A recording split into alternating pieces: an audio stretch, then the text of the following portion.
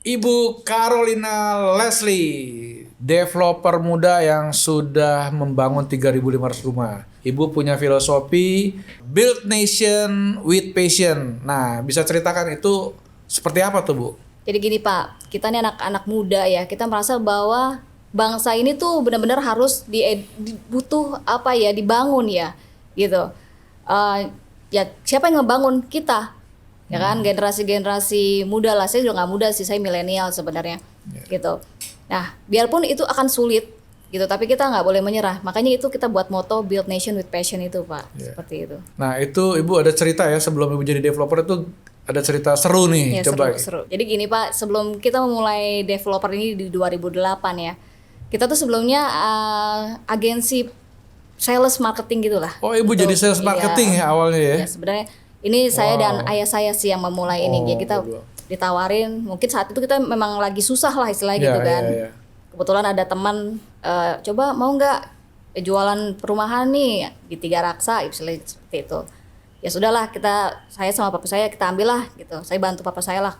Dia yang jualan, saya pun bantuin dia kemanapun dia pergi lah, seperti itu kan. Ya namanya perumahan zaman dulu ya Pak ya, kan nggak ada konsep kayak sekarang lah ya, kayak customer oriented lah atau sustainable lah, nggak ada tuh Pak. Jadi perumahan RS gitu loh Pak, subsidi gitu kan. Ya kan tahu kan kalau konsep subsidi seperti apa gitu kan.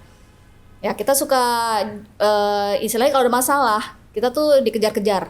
Kita yang dikejar-kejar. Karena subsidi itu beli rumah itu cuma duitnya segitu-segitunya ya. Ya duit segitu-segitunya ya kan.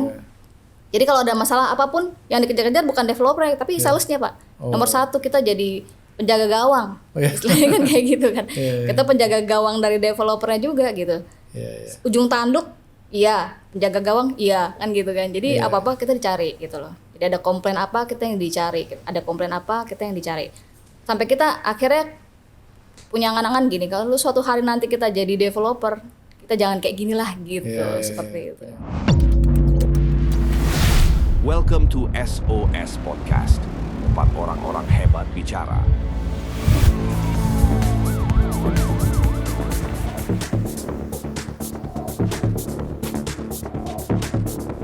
Oke, welcome to SOS Podcast, Synergy Open Talk Session, tempat orang-orang hebat bicara. Nah, kebetulan kita bertemu dengan owner dari Daun Karya Propertindo, Ibu Carolina Leslie, yang masih muda tapi sudah membangun 3.500 rumah. Bu, kenapa diberi nama Daun Karya, Bu? Kenapa namanya Daun Karya? Sederhana banget sih Pak, kita kan orang lapangan ya Pak ya. Jadi kalau kita jalan-jalan di lapangan apa yang kita lihat sih Pak? Daun, pohon. Sesederhana itu sebenarnya. Jadi kita berharap dari daun yang bisa diingat banyak orang, ya udah tambahin aja karya, Daun Karya seperti itu. Oke, kita terusin yang tadi ya, hubungan Daun Karya dengan passion Ibu. Ketika menjadi sales, kalau Ibu punya perumahan jangan begitulah ya kan. Sekarang sudah jadi nih perumahannya. Nah, bisa teruskan ceritanya nih Bu, perjalanan Ibu nih merintis Daun Karya ini sehingga sampai hari ini sudah bisa menjual lebih dari 3.000 unit rumah ya. Iya. Kita mulai di 2008 Pak. Perumahan kita pertama itu namanya Delivina di Bogor. Gitu. Gak terlalu banyak, di situ hanya 200 lebih unit memang seperti itu. Lalu terus kita punya rumah juga di Kerawang. Di Kerawang tuh waktu itu ada 10 hektar juga. Dan akhirnya papahnya meninggal ya? Meninggal di 2013. 2013. Jadi 5 tahun dia membuka ini, bergabung, membesarkan Daun Karya ini. Lalu kemudian saya yang teruskan sih, seperti itu. Sampai hari ini ya? Sampai hari ini. Listingan dari Daun Karya ini dapat dari mana aja Bu ya? Listingan customer ya? Biasanya sih gini loh Pak, pertama-tama memang kita punya database konsumen karena kita dulu kan marketing ya, seperti itu kan. Kita punya database konsumen dari situ yang kita keep. Jadi karena kita punya hubungan baik seperti itu, jadi kita punya ini nih perumahan baru atau gimana. Itu seperti sekarang kan lagi zaman namanya social proof ya Pak ya. Social proof. Social proof. Sebenarnya itu dari dulu sebelum ada Google review sebenarnya ya kan. Gitu. Jadi dari situ Pak, dari mulut ke mulut. Oh ya udah ada konsumen, lalu tumbuh jadi beberapa konsumen, ya kan? Kita harus jaga itu aja sih. Intinya seperti itu sih. Ciri khas dari Daun Karya ini apa yang menonjol ya Bu? Kelebihan apa ya dibandingkan developer setara dengan Ibu? Biasanya kan tadinya gini, perumahan yang mahal tuh bagus. Ya kan? Modelnya pokoknya advance. Yeah. Ya mungkin karena arsiteknya dari luar negeri, ya kan seperti itu. Tapi kalau perumahan murah itu seadanya. Yang penting ada pintu, jendela, ya kan gitu kan. Jalanan, saluran kan gitu. Jadi mungkin kita yang pertama bawa ini ya, terutama di daerah Bogor itu kita cukup terkenal Pak. Oke. Gitu. Kita mulai di 2000 berapa ya kemarin kita sudah mulai compete sama di developer besar, tapi kita nggak kalah. Apa tuh? Dia nggak enak saya kasih tahu. Rahasia. Jadi intinya model dari yang rumah-rumah yang memang mahal kita bawa ke bawah Pak. Oh. Itu menarik hati banyak orang istilahnya seperti itu. Dia lihat model-model gini harganya segini nih. Kok di tempatnya Daun Karya kok harganya bisa jauh lebih murah gitu kan. Nah, itu yang mereka tarik. Itulah kelebihan dari Daun Karya. Jadi kita juga harus selalu belajar apa yang perumahan-perumahan yang mahal punya, coba kita tarik ke bawah seperti itu. Iya. Wah, itu baru saya dengar tuh ya. Bagus tuh idenya ya. Saya bukan ngomong gimana ya Pak. Kita kan jujur ya, untuk kelas menengah ke bawah itu sangat banyak ya. Betul. Di Indonesia ini ya. Kita tidak boleh gitu kan mengenyampingkan mereka gitu kan. Yeah. Kita harus merangkul ya. Jangan hanya yang punya duit yang dirangkul. Iya. Gimana caranya kan? Sebenarnya pasarnya kan sangat besar gitu. Iya. Seperti itu sih. Rumah-rumah kompetitor ibu kan pasti go to basic gitu. Kalau ibu malah bawa yang level lebih tinggi, ibu bawa ke level basic. Sehingga orang melihat loh, ini beda nih. Harganya sama tapi ada value edit tadi yang orang lihat nih di sini harganya 10 perak, gue 2 perak nih gitu. Jadi orang itu membuat jadi ibu sukses ya. Iya, ada kesulitannya juga sih Pak. Misalnya contohnya mungkin pekerjanya ya Pak. Jadi lebih rumit ya. Kan kalau pekerja kosnya jadi tinggi ya. Enggak tinggi sih, maksudnya pekerja kalau rumah RS kan sulit membangun dengan mutu kontraktornya, mutu ini kan, dengan kelas-kelas besar kan, kelas mahal kan gitu. Ya itu kita harus kotak-katik di core-nya itu memang. Pelatihan, itu harus sabar, saya bilang tadi, kita harus sabar gitu loh.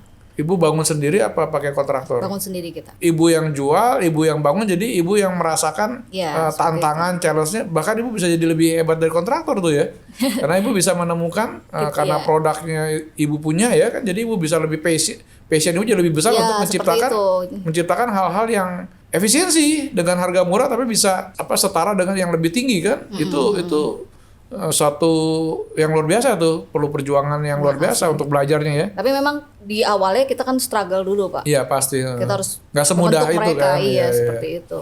Nah terus ini saya ada dengar isu nih Bu, penjual rumah 2 lantai tapi harganya 1 lantai, itu gimana tuh Bu? Kan nggak masuk akal tuh Bu, kalau 2 lantai pasti costnya double, kok bisa seharga 1 lantai, gimana itu ceritanya Bu? Ya pertama tadi Pak, kita kan kita punya license kontraktor kan, kita juga kontraktor. Jadi dari situ aja sudah sangat cost efisien daripada kita harus lempar ke SAP, ya kan, seperti itu betul. Kan.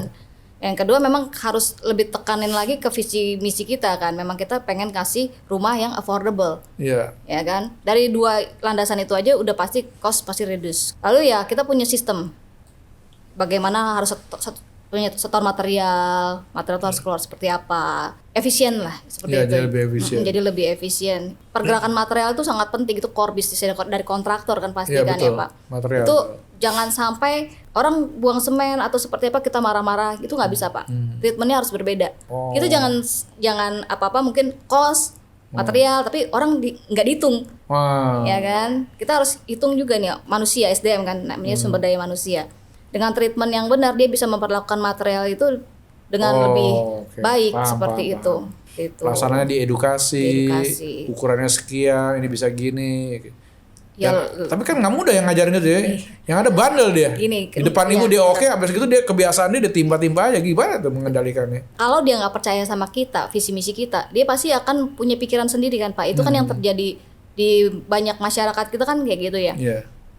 Bos gue ya udah kaya kan kayak gitu kan. Gua ini dia mencuri gitu. Kan banyak yang begitu kejadian ya. Tapi kalau kita bisa buat mereka percaya sama visi misi kita, mereka akan ikut Pak. Mereka akan kayak ada sense of belongingnya sih seperti itu sih. Culture yang ibu bangun culture dari Daun Karya adalah memprioritaskan manusia dulu, baru pengamanan yang lain. Ya intinya kan namanya manusia punya kebutuhan ya Pak ya. Betul. Pertama kita harus lihat itu juga. Ya kan kedua kalau kita punya janji kita harus tepati juga. Hanya dengan mentreatment hal-hal seperti yang kecil begitu pun sebenarnya impact-nya udah luar biasa sih Pak.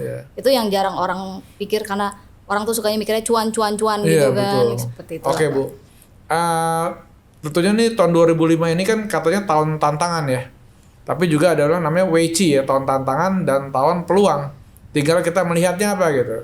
Nah, dari Daun Karya ini kalau melihat ini peluangnya seperti apa yang direncanakan Daun Karya di 2025 ini, Bu?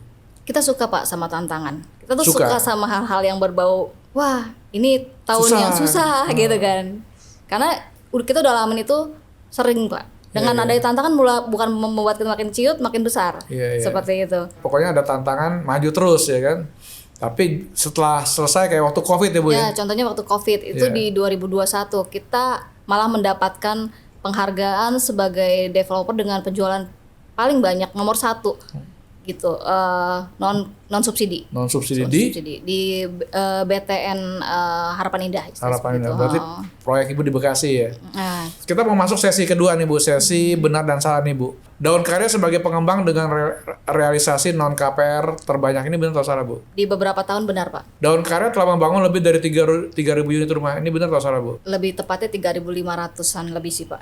Unit rumah di Daun Karya mulai dari DP 1 jutaan, benar atau salah, Bu? Bookingnya kali Booking iya 1 Booking. jutaan betul. Betul ya, 1 jutaan ya. DP-nya 2 jutaan ya. 2 jutaan. 2 jutaan ya. Cuma gini, Bu, saya agak sedikit worry ini akhir-akhir ini kan banyak terjadi PHK besar-besaran kan. Itu bagaimana mengatasi, apakah banyak yang mengalami kredit macet di tempat Ibu atau gimana? Di kita enggak Pak. Enggak ya, bagus berarti ya. Kita cukup baik sih. Ibu yang mana yang paling bagus di mana tuh? Bogor. Kan gini, kalau NPL ya? akad Ibu belum selesai loan AJB kan Ibu mesti buyback kan? Iya. Tingkat buyback yang paling rendah di mana? Tidak ada Pak. Kita Oh, nggak ada buyback tidak ada malah? buyback sama sekali. Oh, berarti konsumennya sudah diseleksi benar dari awal ya? Ya seperti itu sih. Iya. Jujur aja memang tidak ada buyback, bisa dicek gitu. Tidak ada buyback, itu hebat loh tidak buyback ya kan. Kekhawatiran orang kan hari-hari ini kan buyback ya, Bu. Karena memang dari pengurusan legalitasnya juga pasti kita cepet sih Pak gitu. Iya. Promo beli rumah dapat istri itu maksudnya apa, Bu ya? Istri itu ya. Saya mau juga tuh, Bu. Istri pertama saya bisa marah ya, Bu. Gimmick marketing sih Pak. Iya. Ya istri itu singkatan aja sih. Yo. Ya pertama internet ya kan. Internet. Terus ya dapat sampai sertifikat sampai SHM Sampai seperti SHM. itu. T-nya tuh torrent dan mesin air kalau nggak Oh, salah. torrent, Ya seperti ya. itulah. R-nya apa, I-nya apa seperti Iya, itu. iya. Tapi gara-gara itu Mau orang istri berapa nih Pak? gara-gara tulisan itu Langsung promo ya, itu orang langsung cari jodoh. Nih maksudnya apa ya gitu kan? Tapi ada. Ada ya? Ada di proyek ada. Konsumen akhirnya jadi sama karyawan aku ada. Oh, ada ya? Ada.